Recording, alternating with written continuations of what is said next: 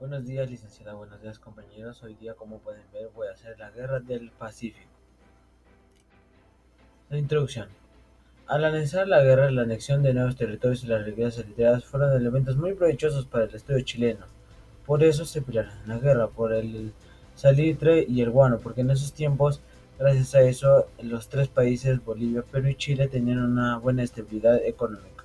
Las acciones militares entre los países beligerantes comenzaron luego de que el gobierno boliviano decidiera aumentar el impuesto como un 10 céntimos más, o sea, algo mínimo.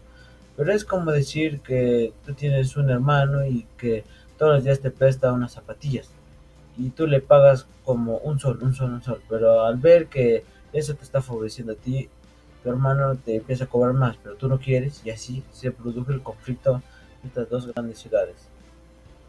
Inicios de la guerra. Sin embargo, el desafío más complejo que tuvieron que enfrentar las tropas chilenas se inició con el traslado de las acciones militares. ¿Por qué? Porque no podían trasladar bien sus recursos, sus armas o su gente. ¿Por qué? Porque estaban en territorio ajeno que no era de ellos y no se le era permitido, o las tropas aliadas entraban y se la destruían todo. El lejano y principales centros poblados como es el desierto de Atacama, además organizaban las líneas de aprovisionamiento. Por estos motivos el control del mar era esencial para lograr el triunfo. Y de aquí vino la Guerra del Mar, la primera campaña que es conocida como la campaña marítima, donde solo se enfrentó Perú y Chile porque Bolivia no tenía casi ningún barco o acorazado que nos pudiera ayudar a nosotros. Y en esa guerra estuvieron dos buques que nos favorecieron, la Independencia y el Huáscar. La Independencia era uno de los buques más avanzados del mundo. Y así, y gracias a la Independencia logramos ganar varias guerras, pero mientras estaba correteando un simple barco, como el Titanic, se chocó y se hundió. Y el Huáscar, todos ya conocemos su historia, eh, con el Caballero del Mar se hundió y Chile se lo llevó, como decir, un trofeo de guerra. El proceso. La estrategia diseñada por el Comando Civil para las Fuerzas Armadas chilenas consistía en que las unidades terrestres protegidas por la artillería naval debían desembarcar al norte de la región que se deseaba capturar. De esta manera se impedían las comunicaciones con el resto del país. Se sometía a la resistencia armada en un conjunto de tropas que simultáneamente avanzaban por tierra desde el sur. Esta maniobra fue puesta en práctica en noviembre de 1879 con el inicio de la segunda etapa de la guerra, conocida como la campaña terrestre, cuando se efectuaron los desembarques en Pisagua en 1879, Nilo en 1880 y en Paracas en 1880. Estas operaciones permitieron a las tropas chilenas adentrarse poco a poco a territorio peruano hasta lograr capturar Lima en enero de 1881. El intento de Perú. Las ocupaciones militares en el Perú de 1861 a 1884 significó que la guerra entrega una fase más compleja para las Fuerzas Armadas chilenas, porque debieron enfrentar a un enemigo organizado en guerrillas. En las montañas los peruanos se escondían y de ahí atacaban poco a poco. Eso es lo que dicen estas palabras.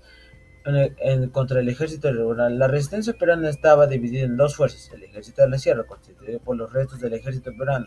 Luego, la pérdida de su capital, se retiró a la sierra, desde donde intentó utilizar a las fuerzas de ocupación.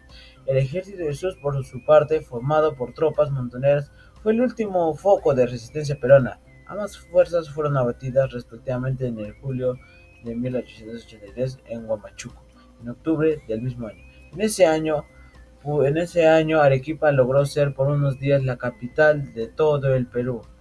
Y nos orgullece eso, no sé. Bueno, siguiendo con el tema, el Perú se dividió en tres civilizaciones: Arequipa, Lima y la de Andrés Avelino Cáceres. Andrés Avelino Cáceres tenía unos 2000 soldados que intentaron recuperar Lima, pero no lo pudieron lograr. Luego, los chilenos, al derrotar a Andrés Avelino Cáceres y al otro mandatario, vinieron a Arequipa a solventar la paz. Y fue cuando su gobernante de Arequipa no quiso dar ese tratado. Así que los mismos arequipeños entraron, tomaron cartas en el asunto y lo sacaron del poder. Además de las implicancias económicas, políticas y territoriales propias del conflicto armado, la dimensión social y humana de la Guerra del Pacífico se vio reflejada tanto en los testimonios de sus protagonistas como en el registro gráfico del conflicto con toda la Guerra del Pacífico, sustituido con gran interés por la historiografía económica y confianza en el siglo. ¿Esto a qué se refiere?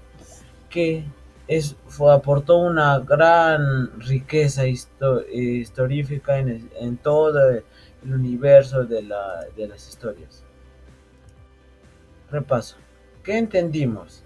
Entendimos que el Perú, Bolivia y Chile estaban en Antofagasta, un lugar donde se aprovechaban los recursos como los minerales, el guano y el salitre, y eso les apoyaba a a los tres grandes países, donde Chile había puesto un montón de empresas que empezaron a generar dinero. Bolivia intentó ofrecer subirle el costo a esos lugares de 10 centavos. Alguien diría que no afectaría a nadie y que no destruiría nada, pero a Chile no le pareció esto porque habían hecho un tratado en el que no podías aumentar el costo a sus fábricas y todo eso para que no se destruyera económicamente. Luego, ese lugar era como un pueblo de nadie, porque nadie controlaba ese lugar. Así que por eso conllevó a la guerra y como la explicación que les dije del hermano, eso pasó y bueno, los tres países se enfrentaron. Muchas gracias.